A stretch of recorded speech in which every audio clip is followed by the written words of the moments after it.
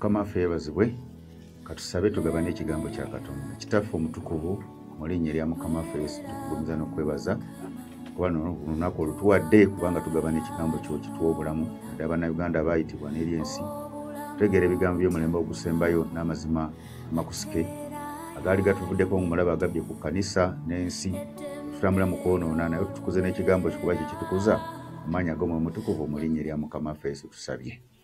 B'emikwano mbalamusizaako mwenna twala omukisa guno okubeebaza emirimu omulimu omulungi ogwo gwe wokola tugwebaza okuggyako emijje tutasiima era tugyogerako ne tulaba nga tulanogirwanyisa okugyogerako okulaba nga givaawo naye emirimu emirungi gyo tugisiima kubanga giba gikoleddwa ne Katonda agyagala.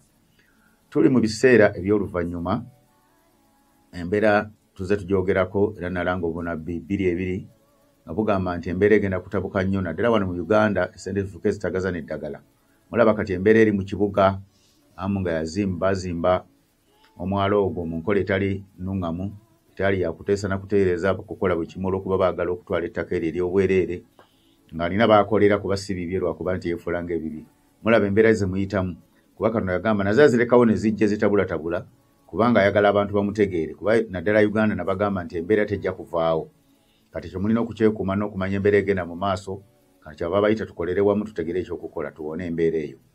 Kati ate mu budde bwe bumu ngenda kwaniriza omusumba waffe okuva mu kirowoozo ekkanisa mu kirowoozo New Eden nga ye mukyala Kasozi Margaret w'obujulizi wamwe mu engeri gye yawonamu kubanga omwami yabuwa naye ng'omukyala yasinga okumanya omwami yali mu mbeera mbi n'ate omukyala yali yasinga okumanya. Tubalamusizzaako mu linnya lya Mukama waffe Yesu Kristo. Apostle tweyanziza nnyo olw'obubaka obwo bw'otuwadde ng'era bw'atugambye kati akaseera ka bujulizi nga addukanya ekitundu kino Elvis Charles Akankunda. So nsaba atuulize bulungi obujulizi buno. Nyabo nsanyusa okulaba. Kale sebo nange nsanyusa okulaba. Mukama waffe yeebazibwe. Amiina sebo. So kati tukusaba otegeeze eggwanga embeera y'omwami ono we yatandika byatandika bitya bali kulaba. Amiina neyanziza omukisa guno gumpeereddwa mu linnya lya Mukama waffe Yesu. Nga sinnaba kwogera ku nsonga ya mwami wange kansooke neyanjule manya gange nze Musumba Sanyu Margaret Kasozi nasumba ekkanisa ya Kirowooza New Eden Mukono. Siimye nnyo era neyanziza okunkyaza nate mu studio nange okubaako ebigambo byenjogera eri abawuliriza mu linnya lya Mukama waffe Yesu okuwa obujulizi ku lw'omwami wange butya bwe yawonamu obulwadde. Ogamba eno New Eden Center Park Ministries ekulembera Apostle Jubilee. Yes ebo eyo yennyini. Okay. Gyenjogerako. Okay, tweyongereyo. Amiina Mukama yeebazibwe. Amiina. Omwaka gwali gwa 2029 mwami wange n'alumbibwa ekirwadde. Mukama yeebazibwe. Yalumbibwa ekirwadde.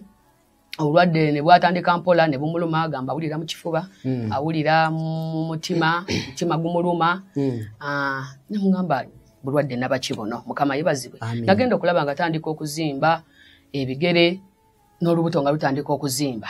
Amiina. N'agendako mu kalwaliro kali ayo Mukono awo katonotono ka mukwano gwe n'amukeberako n'amugamba naye ngandabanga obulwadde buno buyinza okuba obunene bwetaaga okugendako mu malwaliro amanene agasingako wano. Bwe yakomawo n'ambuulira ne mugamba kati tukoze tutya olw'okuba nti embeera teyali nnungi nnyo mu nsonga y'ensawo tusooka tubeerawo okwo naye ngenda okulaba nga obulwadde bweyongerera ddala ogenda muki okugenda mu maaso. Mukama yeebazibwe. Nenjogerako ne maama we Amiina nyazaala wange ne mugamba nkubulira omwami wange ondaba obulwadde buli butya buli bwe buti ne bwe buti n'agamba sente tunazijjawa kye nakola nenkwata ensigo. Amiina.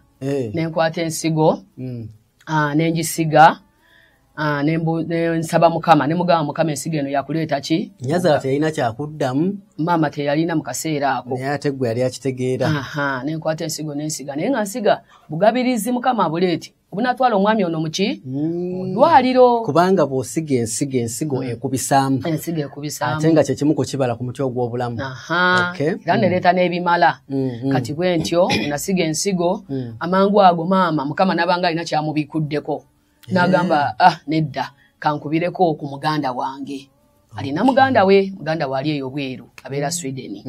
Bwe yamukubira mugamba munange omwana wange andwaddeko kati maama oyo webweru alina muwala we n'agamba wekiba kigudde kasozi ekyo kinkwatako.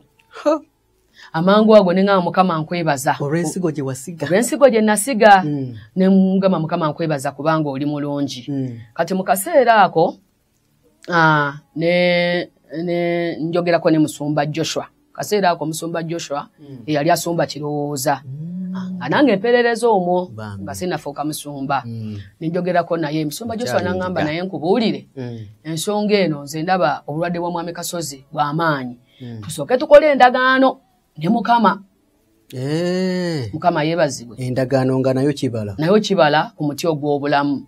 Tukole endagaano ne mukama. Mwami Kasozi akole endagaano kuba kati saawe n'akyayogera. Ng'obulwadde tebunnagenda nnyo. Akole endagaano ne mukama nti mukama bw'onooba omponyezza nja kukola bwe nti. Ne nteekateeka embaga eyaki ey'endagaano n'ebiweebwayo byange nga mukama bwe yali ankubiriza okubiwaayo. Embaga ng'era ekyo kigambo we twabanyonnyola nti kiba kitegeeza service. Si kyo mukwano okubako service gye tukola kuliirako awamu n'okwayo ebiweebwayo. Weewaawo. Si mbaga ya mpeta. Tweyongereyo. Si mbaga ya mpeta. Wange ni mbaga nkulu nnyo kubanga ereeta bulamu.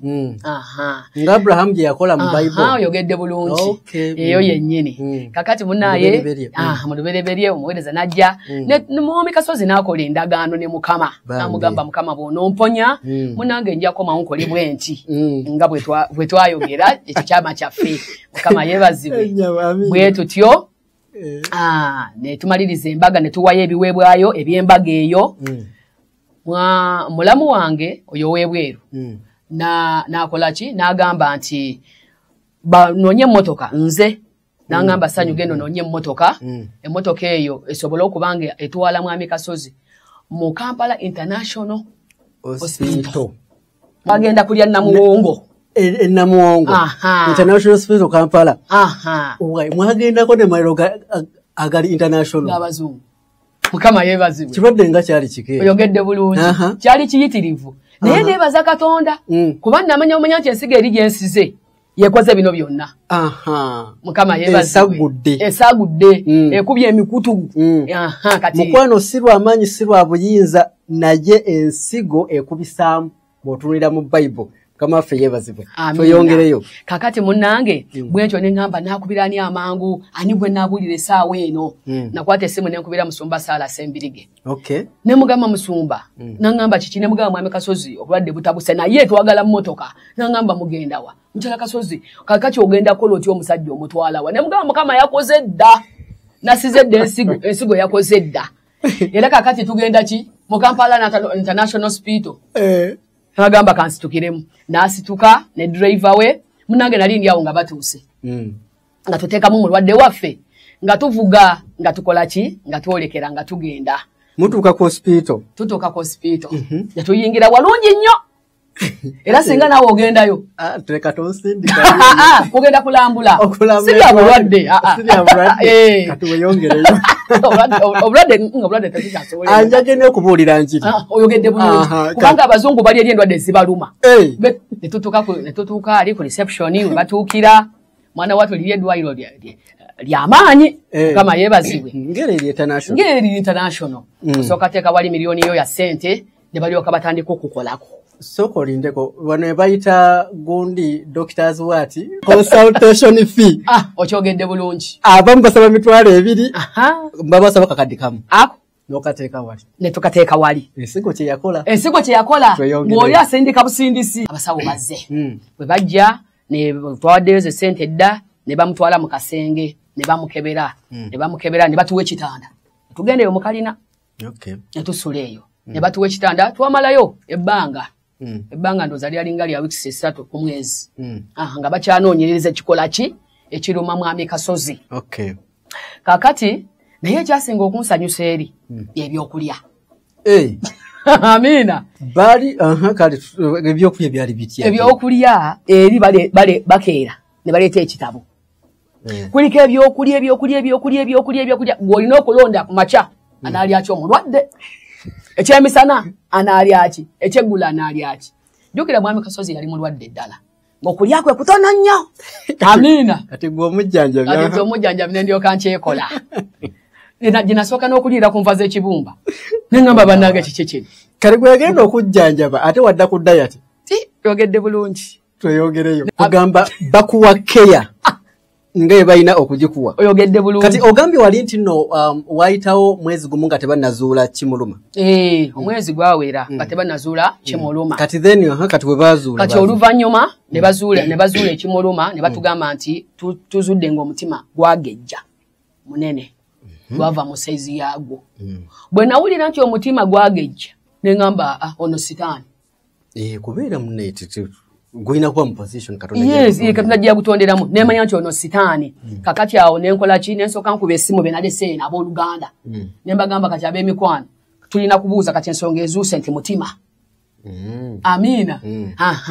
ne tubuuzamu ne banyambako ne babuuzaani mukama kubajjukira nze nali ku mulwadde situla kyusa ogamba bano ab'ekkanisa be walekayo ab'ekkanisa be nalekayo amiina basaba bali mu kusaba ne babuuza mukama n'atubikkulira mukama yeebazibwe ng'emabega w'omutima ogwo lyali ddogo kugamba ebintu ebimu si byakumala gasaba nkutula nkimenya nkikasukeeri naye ng'ekintu ekisinga obukulu kubuuza mukama naye ng'ekintu ekisinga ate era mu kubuuza mukama nti ensonga emu eba egaanye kwe kuteekawo ensigo omukyalo ono gy'atubuulidde kubanga ensigo ebikkula ebyama bw'otunira mu Isaaya 5:8 n'okudda wansi awo oyogedde bulungi era bwe ntyo ensigo yasigibwa ne tubuuza mukama kiki ekireese omutima guno mukama n'atubikkulira nga lyali ddogo amiina lyali ddogo era mu kaseera ako jjukira nga n'olubuto lweyongera okwepika bambi okuzimba ng'olubuto lunene omutima gumuluma ng'assa bubi nnyo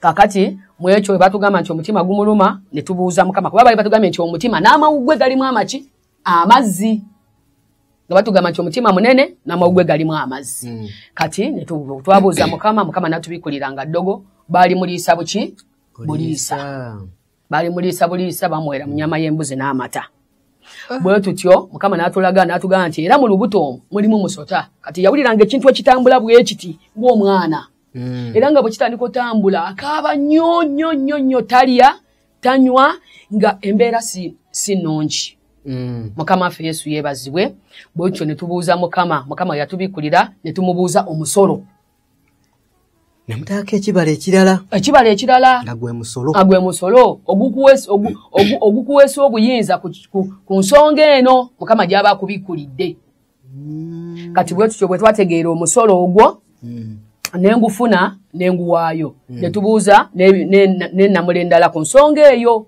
egenda okutuyamba ozikiriza eddogo eryo mukama n'atubikkulira ekiweebwayo ekyokwebaza n'atubikkulira ekinunulo n'atubikkulira ekitone kubanga obusungu bwa mukama bwali weebuli olw'eddogo lino eryamukolebwa amiina bwe tutyo ne tuteekateeka embaga eyo eyaki ey'okwebaza mwami oyo n'agenda nga adda engulu mpolampola kati bano ab'ennamuwongo bwe bazuula ekirwadde ekyo ffe ngeno tukola ebyaffe eno mukola eri ali mu ddwaliro ati kati omuntu atulaba waayinza okwebuuza nti babasawo tebajjanjaba nga tebamuwanga ku maddagala ku makerenda biki ebyo nabo baamuwanga naye nga tewali nkyukakyuka nga tewali nkyukakyuka ng'omusajja yayongera kubeera bubi waliwo ssebo ne yali anfuddeko nga ndabira ddala omusajja afa agenze nenzikiriza ne ngamba mukama nkwebaza kubanga buli kimu gw'okiteekateeka kwegamba akalembereza ate bye mwali mukola eno kati we nalabanga embeera etabuse nnyo era nenziramu nenkubira bannange ne mbagamba bannange mumbulizeyo ekinunulo ekisobola okununula omwami ono ery'okufa kubanga agenda okulaba ng'okufa kusembedde mu butuufu nga kusembedde takyayogera gy'omuteeka gyadda kugamba weetaaganga okumununula okuva mu maanyi okumununula okumujja mu maanyi ag'okufa mu ndagaano ez'okufa bwe ntyo nakyo mukama n'akibikkula nakyo nenkwata ekiweebwayo nenkikola ki nenkiwaayo kati bali aba international ne batusindika emulago ne batugamba bwe tebalina byuma bikola kuki ku mutima olwo international hospital eremeddwa tugeze ku referral ne batusindika emulago ne tutuuka emulago wetwali tugendera n'ensiga ensigo yange nenteekawo n'ekitone tufune okuganja eri abasawo n'abantu abalala abana bafunanyizibwa ku nsonga eyo mukama yatuyamba bwe twatuuka bamuyisawo mangu okuba twagenda mu ambulance Okay. Bayimuyisaawo mangu ne bamuteeka ku kitanda. Ne batandika omwekebejja. Eyo emulagonza nayo twaliyo ndowooza wiiki singa 3 era ku mwezi. Kakati nga ndabira ddala omwami wange mutuufu obulamu bwe bukola ki bugenda. Omukyalo ono ali kutunnyonnyola nti bagenda mu International Hospital. Naye oteekwa okuba nga naawe kennyini ogenzeko ate mu malwaliro agasinga ne International Hospital ng'oba oli awo malwaliro g'ebweru. Kukakasa ekintu kimu omulembe gwakyuka. Ate omulembe we gukyuka n'enkola yaagwo ekyuka. Ng'omulembe kati guno gwe tuliko gwa nkola ya muti gwa bulamu. Mukyala Kasuza abadde atunnyonnyola kinunulo, kitone, simanyi nsigo osoma ebiki. Ebyo byonna nga bibala ebiri ku muti ogw'obulamu. Naye nga mu Bible oyinza obutabisanga nti wano kitono oba ki, naye nga ate mulimu ebyandiikibwa ebikwata ku bibala ebyo. Oluganda njagala owulirize bulungi. Bavudde mu International Hospital biganye, ate babatutte ku referral Mulago. Tugende mu maaso. Bwe twatuuka Mulago era ne bamuwa ekitanda. Ne tubeera ku kitanda. Naye nga nze nyongere n'okubuuza Mukama ne bannange bano benkubira ku masimu ab'Oluganda. Bambi basaba. Ne mbagamba bannange kati tubuuze Mukama kiki kyatugamba okukola ku nsonga y'obulamu bwa Mwami Kasozi. Olwo bamwanirize Mulago. Bamwanirize Mulago. Era batuwadde obuliri. Eri babawayo ku bipapula ku International Hospital. Ebipapula gyebiri byonna era bingi. Kati muzze Mulago nabyo batuwadde ekitanda. Mulago. Ne tubeerawo ne bamwekebejja ne bakola batya ne bamuwa eddagala. Olwo bo bazudde ki? Bo oli ebbaluwa ezaava eri ze zaabalaga. Okay. Nti mutima. Kama yeebazibwe. Era ne bamuteeka ne bamuwa eddagala ne bakola batya kati. Mu kaseera ako nze ngenda okulaba nga omwami wange ndaba enjawulo tewali. Ne mbuuza Mukama kiki ekyokukola. Mukama n'atugamba tuweeyo ekibereberye ekizuukiza. Obulamu bwe. Ekibereberye ekizuukiza obuki? Obulamu bwe. Era bwe ntyo ne nkimubuuza Mukama n'akimbikkulira. Amiina. Era bwe yakimbikkulira ne nkiwa omuweereza n'akola ki? N'asaba. Bwe yasaba Mukama n'agenda ng'akola ebyamagero eri omwami wange.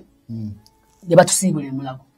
Ne batugamba mumutwale eka ajja kudda nga buzimukeberako buki? Bukebezi. Nga waliwo ki? Olwo waliwo ku njawulo. Enjawulo nga weeri. Mpozi oyinza okwebuuza ate abikkula ate Mukama yambikkulira ekibiri ate akibikkula atya era kyekitya oba kyekitya. Oluganda kasita osaba Mukama oba n'omubuuza ye ayogera mu ngeri za njawulo. Asobola kulaga kirooto, asobola kwogera mu muntu omulala, kyonna Katonda kyaba akugambye. Then kyekiba kyekyo. Kati bwagamba nti no yambikkulira ekibereberye n'ekinunulo. Ebyo byonna ojja kwongera okubiyiga singa oba oyongedde okuyiga ng'otukubira ku namba zaffe ezo ku screen yawo. Tweyongereyo. Amiina. Mukama yeebazibwe. Bwe batyo ne batusiibula. Bami ne muve Mulago. Ne tuve Mulago. Nga waliwo kati ku njawulo. Enjawulo weeri kuba namanya ti bwe tunaafa ate no mu ddwaliro ne tudde ewaka. Kubanga wali ndi ku source. Okay. Amiina. Andi ku source kijja kumpa amaanyi okwongera okunoonya Mukama ku lw'omwami wange okulaba ng'atererera ddala. Kati mutuuse ewaka waliwo ku kalembereza omwami ono aterera atya? Omwami ono okuterera kwe Mwami Kasozi. Mwami Kasozi. Era yagenda aterera mpolampola oluvannyuma lw'okuba nti nayongera okubuuza Mukama kati nzizaako ki?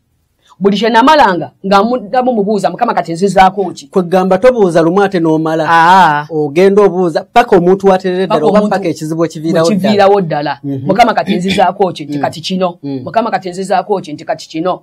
Oluvannyuma Mukama n'angamba kati mukoleeyo embaga ey'okusiima n'okugulumiza.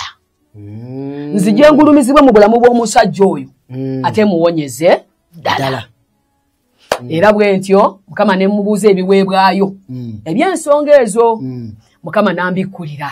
Era bw'ambikkulira ne nteekateeka embaga bwe ntyo ne nyanirizawo n'abantu awo abatonotono banneiba abaatu abaamulabanga ng'ali bubi agenda kufa. Saavisi ey'okulirako awamu. Bwe tutyo ne tuwayo ekiweebwayo ekyo. Saavisi negenda mu maaso ne tulya bulungi. Mwami wange kati mulamu. Amiina. Mwami wange kati mulamu era nebaza Mukama nti gwe lwaki tusuubira nti ayinza n'okuddayo okukola kati yaddayo. Akola mulimu ki? avuga taxi. Okay, avuga taxi. Okay. Toyanza nnyo olw'obujulizi obwo.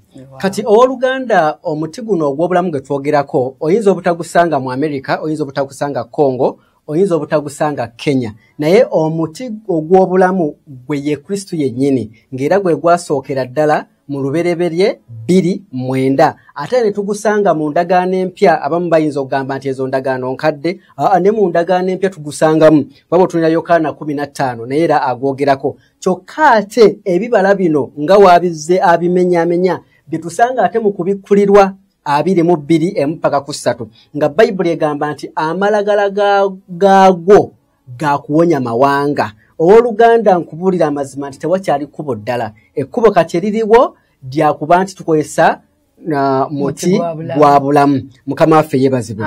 Mami nkusaba nkwedakiika emu tumire ku bantu babiri bokka tuggalewo. Amiina. Mukama yeebazibwe nnyo. Amiina. Ntumira nnyo omusumba wange Apostle Muwanguzi Jubilee era ne mwebaza okunsumba obulungi. Amiina. Era ne ntumira nnyo n'omwami wange Mwami Kasozi Hamani yeebale kunjagala. Akulaba. Kama abawo omukisa. Mwami Kasozi weebale kwagala mukyalo ono n'akanyiiro kaaliko. Tubeebaziza nnyo olw'okutulaba n'okuba nti notuwagira Daughter TV n'okuba nti tuwagira programu eno. Temuvaawo tukomawo ne program eno enjiri y'omulembe okusembayo ne Apostle Jubilee Muwanguzi Ssaalongo. Nsigadde nze Elvis Kyasa Kankunda. Bye.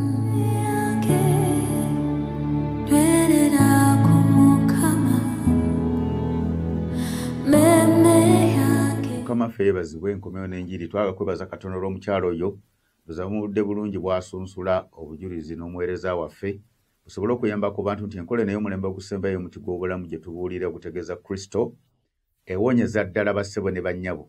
Abantu abamu Kristo abatabula nnyo bamumanyi mu mubiri ne Kristo gwe muti gw'obulamu ogwali mu lusuku kati guno gwa mwoyo kubanga bwe bagamba obulamu Kristo bwe bulamu gwe gwali mu lusuku yali endiga akiikirwa endiga yakiikira omuti ogwo y'omu yali akiikira amoga ekidiba kya Serewaani amazzi ga Yokaana ekyoto kya Eriya essanduka endagaano olwazi omugo gwa Musa ye yatebitambuliramu kubaka kye kigambo kya Katonda era Bayibuli nti ebintu byonna byatondebwa ku lulwe kati ate bw'aleeta omuti gw'obulamu ogusembayo mu ndagaano empya eno esembayo ku kubikula 22 gwe yakaneegattako olunya olusooka n'okubijja kula muti ogw'okuwonya amawanga gutegeeza Kristo.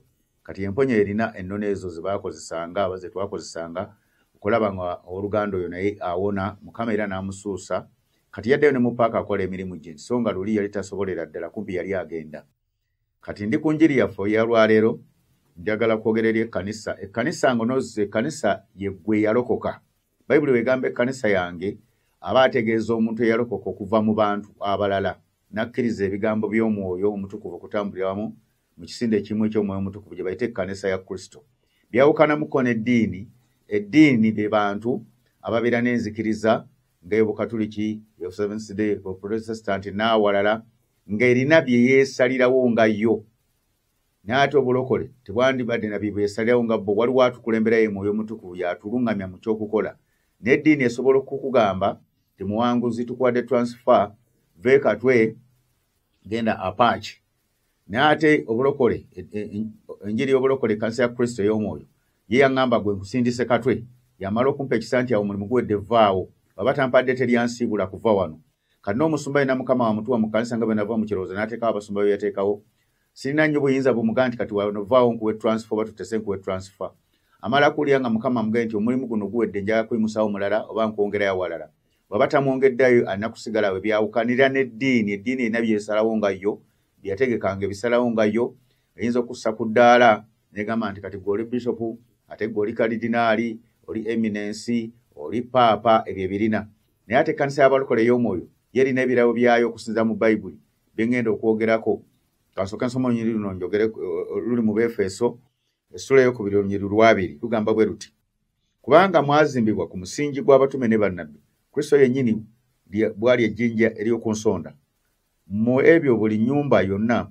bwegattibwa obulungi ekula okubeera nga yeekaalu entukuvu mu Mukama waffe Yesu era mu yo nammwe muzimbibwa okubeera nga ekisulo kya Katonda mu mwoyo. Katonda atuzimba ku musingi gw'abatume ne bannabbi ng'ekigendererwa kye kutuzimba. Nja kwogera ku nsonga gye njagala n'enjakuddeyo kwawula ekkanisa ya Kristo n'eddiini. abantu baziraba ddiini bagirabanga kanisa naye si kanisa zo ddiini era yo Kristo tagenda gitwala. Naawe yalokokera eyo weetaaga okukyukira ddala weegate ku kanisa y'omwoyo ye kanisa ya Kristo. Kati ye kanisa ya Kristo bwe yali agizimba mu ndagaano enkadde yagizimbiranga ku bannabbi ne bakabona abaalingawo, naye ate ku mulembe guno n'agattako enkola y'ekitume. Kati kansome ebirabo ebiri mu kanisa ya Kristo ey'omwoyo bibeera bwe biti. Befeso 4:9 naye ekigambo nti yalinnya wabula agamba nti yakka enjuyi zonna eza wansi, ye yakka wuye yalinnya waggulu nnyo okusinga eggulu lyonna atukize byonna. Naawe abalala okubeera abatume, abalala bannabbi, abalala babuulizi, abalala balunda, abalala bayigiriza olw'okutuukiza omulimu gw'okutuukiza abatukuvu. Yesu Kristo bwe yamala okununula okuwangula Setaani ng'afiiridde ekkanisa gy'ayagala ey'ekitume etambula ate nga etambula ku musingi guli ogw'obunabbi nga tutambulira wamu. Ekkanisa eno yagiwa ebirabo 5. N'agiwa ekirabo ekisooka kya butume, n'agiwa ekirabo ekyokubiri eky'obunabbi, n'agenda ng'agaba ebirabo ebyo muli eky'obutume, muli eky'obunabbi, muli eky'obusumba oba abalunda, kyayisa abalunda, ababulizi b'enjiri n'abasomesa ba Bayibuli. Ye ekkanisa y'omwoyo erina birabo 5 byokka. Terinaamu kalidinaali, terinaamu paapa, terinaamu his eminence, terinaamu kitiibwatiibwa kye baateekawo nti bano ba bishopu oba ono archbishop tekiriimu. Ekigambo kino bishopu kikyama kyandibadde kirungi kiru kya Bayibuli n'ekibuzaabuza. Amakulu g'ekigambo bishopu osoma Timoteewo oba Timoteewo abakatuliki Timoteewo Rumi kati kandwogereyo tubulemu ayongere lutegere obulungi. Timoteewo essula ey'okusatu egamba nti omulabirizi, nga kitegeeza omulabizi mu luzungu ye bishopu, kiba kitegeeza gwe bayita omusumba oba omutume, ge makulu gaakyo bwe kigatta. Teba tekitegeeza nti kitiibwa kiri awo kirala nnyo. Kubanga Bayibuli egamba nti bishopu bwe bayegombye omulimu guno yeegomba omulimu omulungi okulabirira ekkanisa ya Kristo. Ng'omulabirizi yenna w'ekkanisa ya Kristo kitegeeza musumba oba mutume. Abo abagwa mu biti ebyo be balabirizi. Bw'abeera nnabbi nga talina kirabo kya busumba oba butume, talabirira kanisa. Bw'abeera musomesa nga talina kirabo kya butume, talabirira, takulembera kanisa kugirabirira kugirunda. Bw'abeera mubulizi wa njiri nga talina kirabo ekyo, talabirira kanisa. Ne bw'abeera mubulizi wa njiri nga talina kirabo ky'obusumba oba butume, kitegeeza nti oyo asobola okulabirira ekkanisa ya Kristo, ge makulu gaakyo. Kati kino kyatondebwawo bannaddiini naye nga kiri mu Bayibuli. Kati ate n'abalokola abamu ne kibazingako nga banoonya ebitiibwa ne bagenda bakyambalira tono bishopu gundi ate bali basumba gundi bo tebalina bwa bishopu. Gwe musumba gwampuliriza ne bwoba olina endiga 2 oli bishop already, kubanga Bayibuli wegamba oli mulabirizi w'endiga ezo 2 ze bakukwasizza alina 1000 naye abeera bishopu. Ekyo twagala okutereeza, bwe mutwagala kubitereeza. Si yabadde ensonga ennyo naye mbadde ngenda kukuzimbibwa kuno. Ng'ekkanisa bwe beezimbibwa tetekwa kuteekamu biwawaatiro oba bwe bayita obwebindu, neteekamu his eminence, neteekamu kalidinaali oba bakalidinaali ba whatever, neteekamu paapa, ebyo teteekwa kubiteekamu. Bwe tuteekamu ekya bishopu tukinyoye mu Luganda nti ye mulabirizi, ye musumba yenna oba omutume yenna. Omulimu ne tumanya nti ffenna tuli ku ddaala limu, wadde nze nina endiga ntono. Nga bw'olaba abalaalo, omulaalo ne bw'abeera n'endiga 2 oba n'ente 3 abamulaalo, n'alina ekisibo ekinene abamulaalo, ne pulezidenti afuga America pulezidenti, n'owa Uganda pulezidenti, bonna basigala ba pulezidenti nga bali mu kitiibwa ekyo. Tuddeyo Mukama yampita okuyigiza enjiri naye omulembe ogusembayo n'okumpa okubikulwa.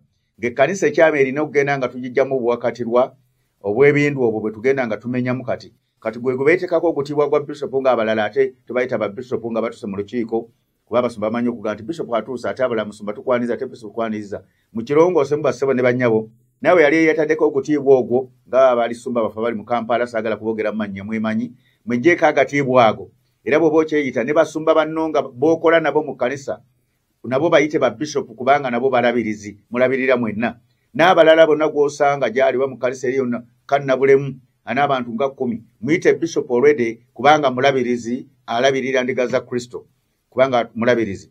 Naye nakyo mbadde njagala ekigambo kino tuzimbibwa ku musingi gw'abatume ne bannabbi. Abatume tulina ebirabo 5. Manya obutume buno bulimu ebirabo 5 tubitegedde, bye bikola omulimu gwa Katonda. Kati eri mu ddiini bitabulatabula, nga mu Church of Uganda kuba nagibeera mu kanjogereko.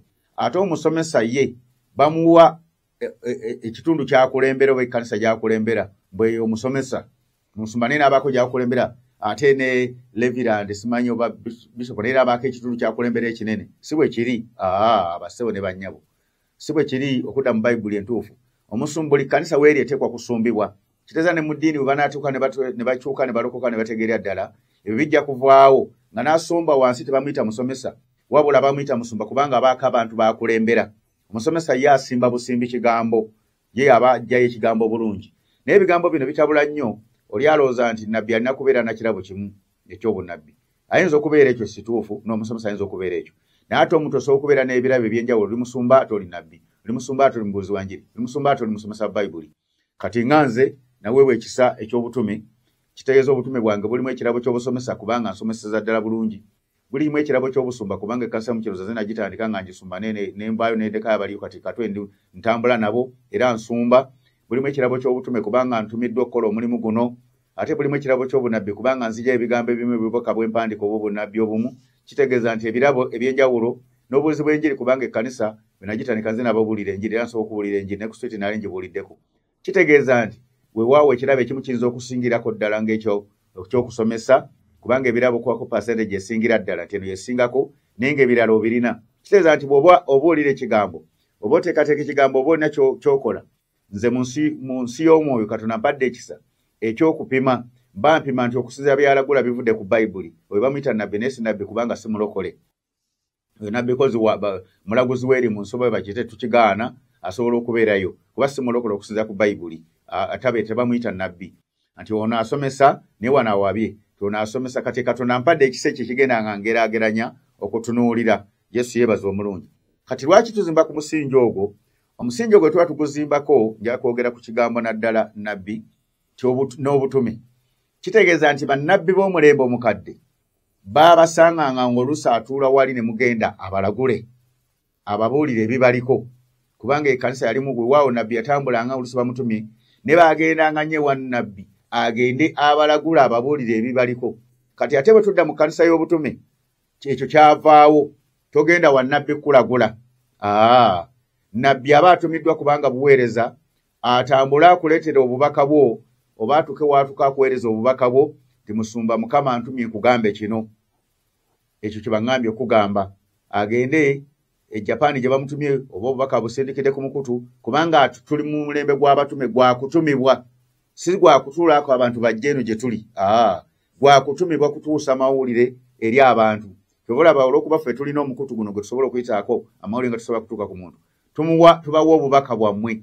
kubanga gwe tulinagwo gwe tusobola okuyisaawo amangu okutuusa ku bantu obubaka bwabwe so senga tulina n'entambula nga tulina ne passport banaki ne batutuma mu Amerika ojja kulaba nga tusituse kubanga obusobozi tubulina naye tuba tetunabufuna tuyinza n'okussa ku mukutu gwa Amerika ne tubategeeza Mukama kyabagamba kati nabbi atumibwa butumibwa totambula kugenda gy'ali kubanga Katonda yateekawo omulembe guno gulimu bannabbi nayongerako n'abantu bangi abalina ebirabo by'obunabbi ne mu kkanisa ez'enjawulo mwebali abannabbi mwebali ate nabbi tumuwawula n'alina ekirabo ky'obunabbi nakyo kankisomeko wano katono nga ngenda mu maaso osobole okutegeera kubanga bitabulatabula nnyo abantu oli alina ekirabo kya bunnabbi ate ne yeeyita nabbi naye nga si nabbi nakyo tukyawule wano mu byawandiikibwa ekitabo ky'abakolesa ekisooka essuula ey'12 onyirwa 10 ngenda okusomamu omulala okukolanga ebyamagero omulala okubuuliranga kakatundu ako kubiri bwe boogera okubuuliranga bate bagamba mubulizi wa njiri ekyoluzungu ekiyita profesa omuntu awa obunabbi kitegeeza waliwo ebirabo by'omwoyo byagaba ng'omuntu alina ekirabo ky'obunabbi omwoyo yakimuwa naye ng'ate si nabbi kati ofiisi ziri 3 ng'ate Katonda naye buli omu alina bwagaba ofiisi y'ebirabo by'omwoyo omwoyo omutukuvu yabigaba okwonyanga omwoyo omutukuvu yakuwa ekirabo ekyokwonyanga yakuwa ekirabo ky'okukola ebyamagero ate ofiisi y'ebirabo yakuwa ekirabo ky'okuba n'obunabbi naye ng'ate toli nabbi kitegeeza nti alina ekirabo ky'obunabbi nga si nabbi atwala obubaka atumibwa obubaka oba ali mu kanisa n'abuwa oba n'abutwalira abantu naye atali nabbi yennyini ye taba nnyo nakuvuunula tasobola nnyo okuvuunula taweebwa kisa ekyo kyakuvuunula naye akuleetera obubaka bwo bulungi bassebo ne bannyabo oyaweebwa buweebwa kirabo ate bwe tudda ku nabbi ekimwawula mu Befeso Yesu yagaba yagamba nti bwe yalinya nakka Yesu yagaba ebirabo ebyo ye yennyini yabigaba ate ekyo ekirabo omuntu oyo yennyini yabeera ekirabo ye kennyini abeera kirabe eri ekkanisa, omutume abeera kirabe eri ekkanisa, omusumba abeera kirabe eri ekkanisa, omubuulizi w'enjiri abeera kirabe eri ekkanisa, n'omusomesa Bayibuli. Abo babeera birabo bo bennyini. N'ekiri ate kiba kirabe ekikolerako obukolezi mu muntu. Nga si kirabo nti kirabo kya bunnabbi oba kirabo kya kuwonyanga oba kyakolanga byamagero. Kimukoleramu bukolezi. Naye ate ono omuntu yennyini abeera ekyo kyennyini. Kati ye ekyenjawulo kyaliko nabbi kyebagamba nti oyo nabbi ye yasigula n'ekyo bayita okusigula ensozi. Amakulu abeera n'enkola Katonda gy'amuwa etegera okugyawo ebintu ebimu nga Eriya kuba yali nabbi n'ategeera nti enjala yalangirirwa Mukama yagituma ngirangirire. Ne bwe neeba evaawo tulina okukola bino na bino, okuddaabiriza ekyoto, okutta bannabbi bano ng'okibayita okusigula ensozi. N'agenda ku lusozi n'asaba n'agamba wamuddu we nti genda emirundi 7 ng'okomawo, ng'anoonya okusigula olusozi olwali lugaanye, enkuba etandika okutonnya nti oyo aba n'enkola Katonda gy'amuwa esobola okusiguukulula ensozi eyo. N'agiyigiriza abantu be bakola nabo baba n'aweereza, ensozi ne zitandika okuvaawo bassebo ne bannyabo. Kati twawule bannabbi n'ebirabo by'obunnabbi nti oli atuleetera buleese bunnabbi, oluusi tasobola nabbivunula, naye nabbi oluusi aweebwa n'ekisa eky'omwoyo okuvunula, wadde waliyo n'omuntu Katonda gw'asobola okuwa ekirabo ky'okuvunula nakyo kisoboka, nga nakyo yakimuwa nakyo kubanga kirabo. Naye ate ne nabbi naye abeera nakyo asobola okuvunula. Kyovula Danyeri bwe bagenda okwegayirira n'avunula ekirooto kyonna nti wasimba ekifaananyi nga kyenkana bwe kiti ne bwe kiti n'okisimba mu lusenyi lw'edduula. Kati nabbi abeera n'ekirabo ky'okuvunula, ate ne waliyo ne gwe bawa ku kirabo ky'okuvunula, naye nga si nabbi kubanga ali wadde tebakiwandika mu Bakolinso, n'ekirabo ky'okuvunula weekiri. Navunula ebintu n'obitegeera bulungi bassebo ne bannyabo. Kati tuve mu kugamba nti nagenze wa nabbi okundagula, oba ogenze wa Setaani, oba mpeereza ya Setaani, oba Seekyo. Omuntu oyo yeetaaga okuyamba okuzimbibwa obulungi, kubanga naye alina kubeera wansi mu kkanisa waba talina kirabo kirala. Tabeerawo nti alina waatuula, alina kubeera mu kkanisa ng'asumbibwa wadde alina ekirabo nabbi naye nga si musumba, alina kutuula wansi mu kkanisa ng'asumbibwa. Kati ebyo bamutuma n'abitwala gye bamutumye, n'agamba musumba bantumye Kalamoja ntwala obunnabbi bwawe. Musumba n'amusabira essaala, kale twala obubaka bwa Katonda. Ne bw'abeerawo nga nabbi ng'ate si musumba naye ng'alina waatuula ne mugenda n'abalagula, mugenda mu mbuga ya Setaani gye babalagulira, si wa Katonda okusinziira ku structure ya Katonda oba enzimba ya Bayibuli. Kubanga ekkanisa ekulembera basumba n'abatume, abo bokka bagikulembera. Tebeerayo nabbi nti alina ekkanisa gy'akulembera ye abalagula bulaguzi. Kitegeeza mujja kuwaba, temujja kutegeera byawandiikibwa, mujja kusibibwa emyoyo, kubanga emyoyo gino migezigezi gikozesa ddala abantu bennyini abaweereza. Kataava mu byawandiikibwa ti nabbi tali wansi wa musumba gw'asumba naye, okujjawo nga nabbi ng'ate musumba asumba abantu. Naye nabbi atudde awo butuuzi agenda n'alagula abantu. Kitegeeza mwawaba mu bikolimo mwe mutambulira, n'omuntu oyo mukolimire okusinza ku Bayibuli, kubanga Bayibuli ega nti ayigiriza obulala akolimire mu Bagalatiya bw'egamba Pawulo bwe yabuulira. Kitegeeza nabbi gwe abadde ng'oliko ekirabo ky'obunabbi, noonya omusumba w'otula wansi otandika okuweerereza, oba jangu tukusumbe tukuteeketeeke bulungi ekirabo kyo ng'otuwa obubaka obwo wano ne gy'obutwala awalala naye ng'olina w'osimbula n'ova. Kati twagala okugyawo amasabo, tuyigiriza okutandika okugyawo amasabo kuba n'eryo ssabo eribeera ssabo lyennyini lya bujeemu, talina musumba. Kati bassebo ne bannyabo ekigambo ekyo nkibayigiriza bulungi, mukitegeere bulungi bassebo ne bannyabo. Tubola naffe abasumba tuba n'abatusumba, era nze mbaga nti nina omusumba wange bamuyita Jjoga Mukiibi, ayitibwa Jjoga Mukiibi bwe muyita, ne mukyala Robina Mukiibi gye bali ekawuuga Mukono. Kuba wabuulira ensonga mpita n'agamba naye kino kye nawulidde kiri kitya, ne munnyonnyola. Kati omuntu ali awo kireerese nga talina musumba, kitegeeza nti yeetaaga okunoonya Katonda akulaga omusumba w'oba olina okubeera bassebo ne bannyabo. Awo ndoze ekyo tutegedde bulungi. Kati bwe tuba tuzimba ekkanisa y'abatume n'abannabbi, lwaki tugitereeza? Abantu batambulidde oluusi mu ndagaano enkatiti nabbi yatuulanga awo. Nedda takyatuula awo, tuli mu kkanisa ya kitume, tutumibwa. Ne bwe obanga oli mukulu nga nze, ne bakutuma eri omuntu nga kangeze taweza myaka gyo, kuba Katonda yakutumye, osituka n'otwala obubaka obwo, kubanga waliwo ofiisi enkulu ekutumye, nga President Museveni oba Kabaka bw'atuma omuntu. Bw'amutuma kati singa President Museveni atuma omuntu gyendi, ne bw'aba minisita, oba Kabaka n'atuma Prime Minister gyendi, Katikkiro asituka busitusi n'ajja gyendi, nnyinza okuba wadde simanyiddwa nga naye aneetaaga. Kaakati naawe atumibwa obubaka bassebo ne bannyabo nabbi, sooka ovuemu olunkulu olwo, vaamu obwebindu, vaamu amalala. Bwe bakutuma obubaka busitule, obugambe nti guuni nkubidde essimu njagala kulaba, bantumye obubaka bwo obumuwe, kujja nga tekyebereka. Ne vaawo okubalagiriza obulagiriza, kujja nga tekyebereka, emirimu nga mingi. Ne bwe kiba kisoboka wandisituse kubanga waliwo ofiisi ennene yakutumye, n'otwala obubaka obwo bulungi gye bakutumye n'obubategeeza bw'obanga olina omwaganya okujjako otalina mwaganya kubaliwo tutalina mwaganya ng'oluusi ebyokuyingira bijja kukubeerera bizibu embeera kati n'obakubira essimu n'obagamba kuba simu naye bagiwuliriza oba n'obawandiikira oba ku mpewo ngaawo kubanga tolina nnyo access na budde busobola kutuukayo bakutambuza ng'abamu tubatwalira obubaka ne babutambuza omusumba n'obumu osanzewo omusumba n'abuwa ne gw'obuwadde oluusi tagenda buwaayo kati ebyo bwe bibeerawo kubanza embirabyeko nagendako ku kkanisa musijja gyogera mabegako naye ntula ku kkanisa kumpi kuzibya lunaku lulamba naye ng'okulaba akola ku bintu ebyawe obubaka omusumba omuwa ebbaluwa nalonga lutalo kakati bwe tubuyisa ku TV awo totunenyanga tukugaye musumba gwe Katonda agamba kino kubanga abasumba bamala okumera ebiwawaatiro temamala gatuukikako nina omusumba omu mukyala nagendayo nga Katonda antumye yali akola ku Bati Valley manya yali akola eyo nakasero nga gyaweerezako zaali ne bwe nakyogera ali lugala eyo ne bwe namukubira essimu nga Mukama ngambye muwa obunabbi tinja kukola yangamba nnoonya bwe namunoonya nga abantu bali wali bamutyalinga kabaka tatuukikako ne nnwanagana ppaka lubanga simba mulayini awo mwasabira abantu n'ensimba n'engenda ne mutuukako ofokyo muganda nze yakukubira essimu njagala kuwa obubaka bw'Omukama yangamba maliriza okuweereza yanga nti mbuulirira wano ne mugamba Katonda ngambye wava Katonda wamuvaako watandika okuweereza sitaani gwoyingiza mu bano nangamba genda kati abasumba abo tubalina era yajje waffe emukono ng'atandisa ekkanisa ne tukola ennono zaffe ne tumugobayo era kati amaanyi gagenda gamugwadde gyali ku kkanisa ye kuba ebyo tulina obyogera abantu bategeere nti abo baweereza ba sitaani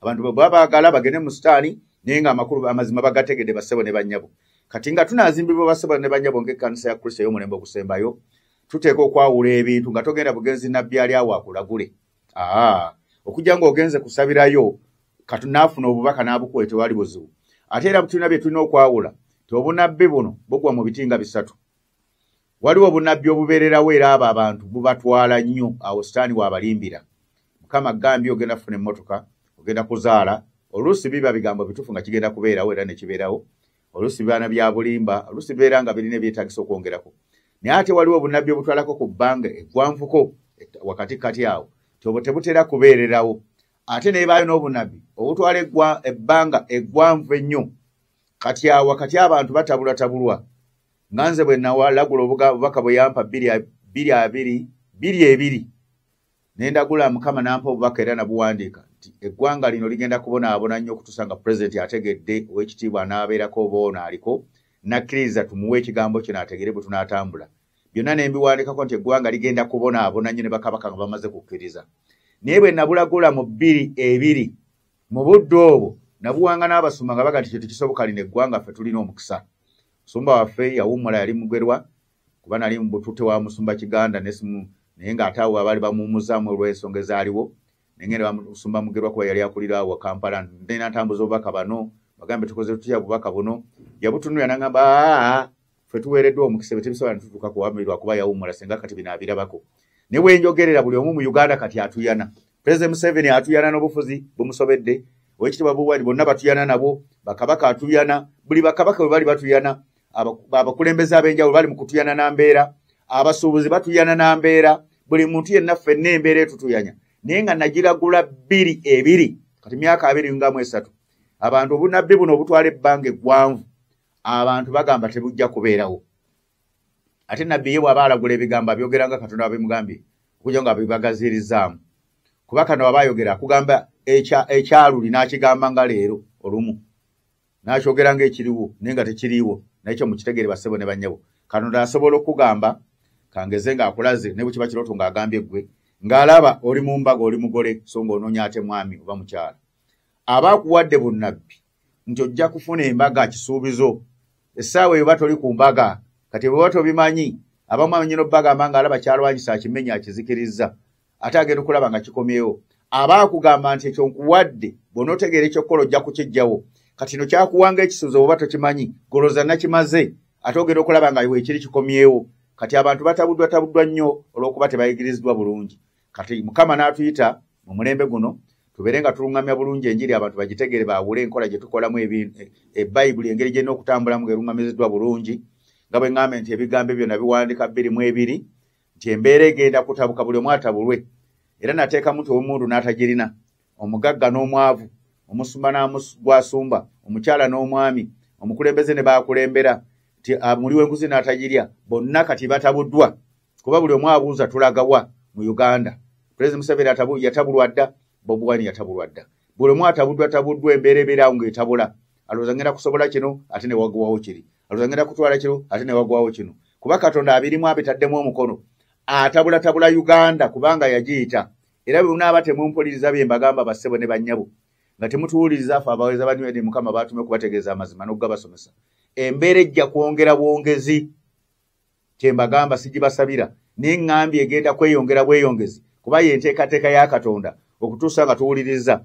President Museveni w'ekitiibwa bw'ompuliriza. Embeera ejja kweyongera bweyongezi mu makaago ne mitawaana.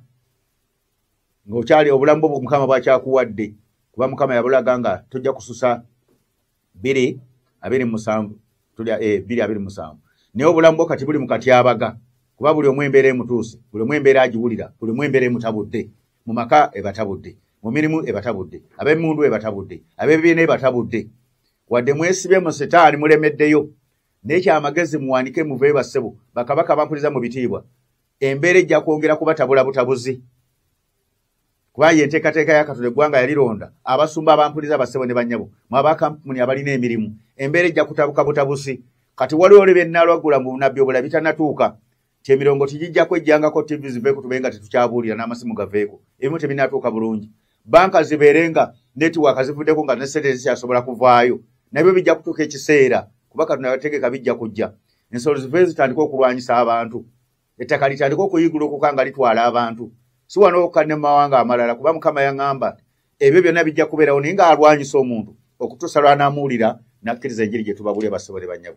Kati mbaagala nnyo kye mbambabuulira enjiri bannayuganda kubanga nange bantuma ate nange ne munnayuganda. Kati bwe tunaaba tunaazimbibwa ku musingi gw'abatume n'abannabbi gwa mpuliriza olwaleero afunye omukisa guno. Wuliriza Matayo 16 onyira 13 okutuuka ku 19. Yesu n'ajja ku nju z'e Kayisaliya ekya Firipo. N'ababuuza abayigiza be n'aga nti Omwana w'Omuntu bamuyita batya? Ne bamugamba nti abalala bamuyita Yokaana Omubatiza, abalala Eriya, Yeremiya oba omu ku bannabbi. N'agamba naye mmwe mumpita mutya? Sayini Peetero n'amugamba nti gwe Kristo Omwana wa Katonda omulamu.